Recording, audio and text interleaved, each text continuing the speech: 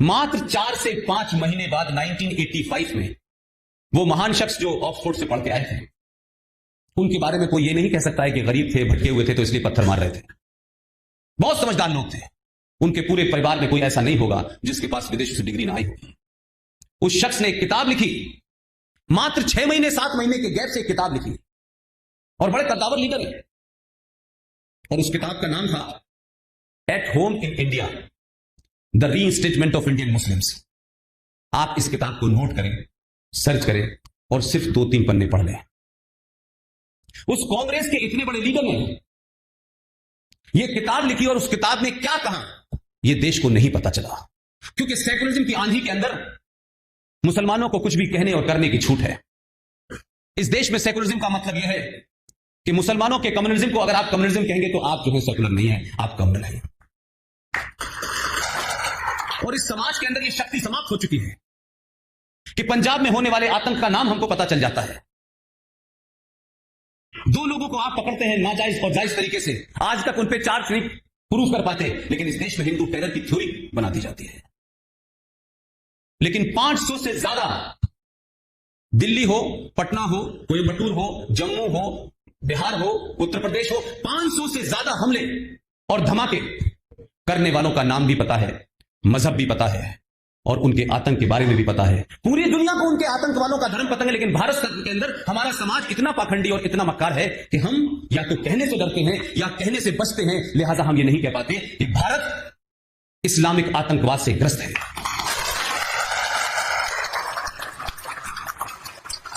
हम अलग अलग तर्क देते हैं, हम जस्टिफाई करने की कोशिश करते हैं। आपकी खामोशी यह बताती है कि या तो आप डरते हैं या एक इस बात से डरते हैं कि कहीं हमने ये शुरू किया तो हम जो पॉलिटिकली करेक्ट हैं, जो सेकुलरिज्म की हमने बड़ी बड़ी चादरें बिछा रखी हैं हरे रंग की, ये सब एक्सपोज ना हो जाए। लेकिन ना तो मुझे सत्ता का कोई लेना देना है, ना किसी विचारधारा से मेरा कोई मतलब है। भारत आज संवैधानिक तौर पे इस संविधान के माध्यम से, जो इसमें नहीं था उसको आपने ऑर्डर और एक्ट के माध्यम से भारत को इस्लामिक देश बनाने की तरफ ये देश बढ़ रहा है।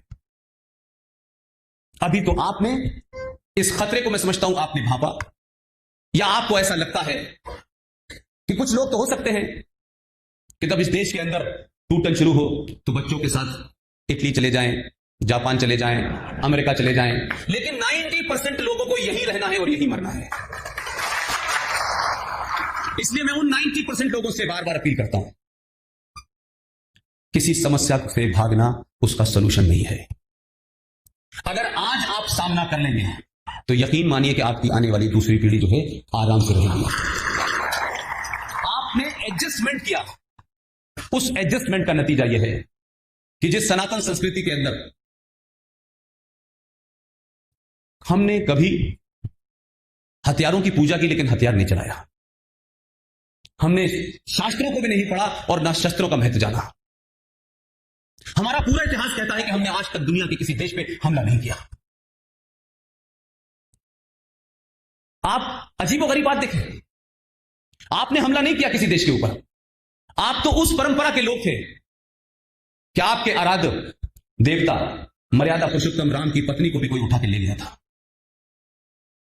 आप वहां तक गए, आप सेना से बहुत ताकतवर थे, आपने सब कुछ वहां किया, ना वहां की जनता को नुकसान पहुंचाया, और उस सोने की लंका में से आप अपनी पत्नी को लिया और वहीं के लोगों को राजपाट सौंप के आप वापस आए, वहां से एक तिल और कांटा लेके नहीं आए।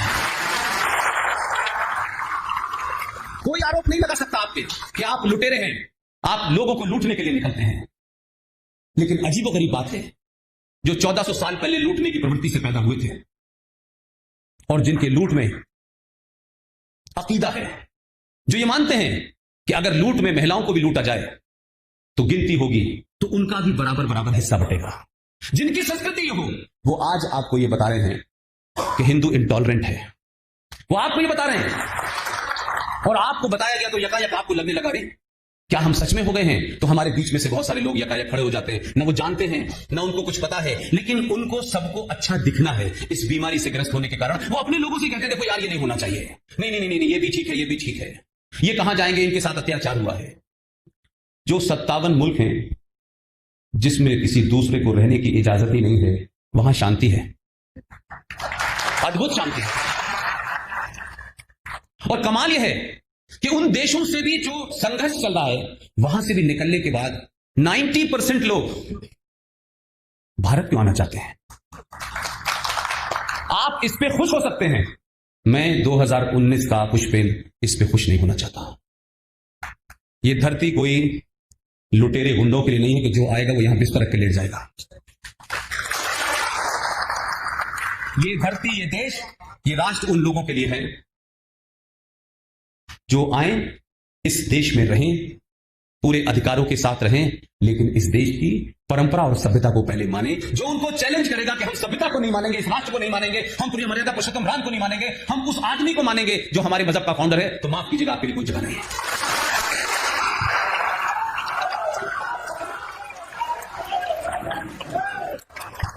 हमने इसी परंपरा का, जो हमारे आदर्श थे, हम अपने जीवन में कितना सच बोलते हैं, नहीं बोलते हैं, लेकिन क्या कंफ्यूजन है कि हमारे ही लोगों ने यह भी कहना शुरू कर दिया कि सब धर्म बराबर है।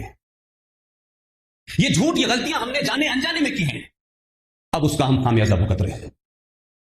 मुझसे ज्यादा प्रबुद्ध लोग यहां हैं। धर्म का अर्थ रिलीजन नहीं होता। धर्म और मजहब में जमीन आसमान का फर्क है। लिहाजा हमने कहा कि साहब, इस्लाम धर्म, क्रिश्चियन धर्म और हिंदू धर्म बराबर हैं। धर्म का मतलब होता है ज्ञान। धर्म किसी चीज का हिस्सा होता है। धर्म का कोई फाउंडर नहीं होता। कांग्रेस पार्टी का फाउंडर है, इस्लाम का फाउंडर है, क्रिश्चियनिटी का फाउंडर है। मुझे बताइए कि हिंदू धर्म का कौन फाउंडर है? हिंदू धर्म अनादिकाल से चल रहा है, इस प्रकृति के साथ चल रहा है, वो लाखों साल में था और अभी भी है। और उस हिंदू धर्म को मंदिरों की, घंटों की, पुजारी की जरूरत नहीं है।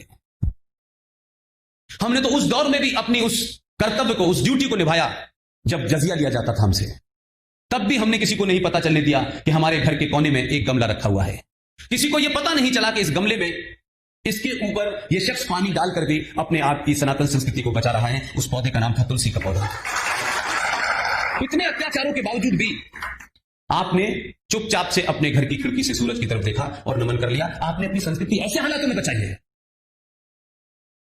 हम ये कहें कि धर्म का मतलब यह होता है कि ऐसे बैठो, ऐसे उठो, ये नहीं है।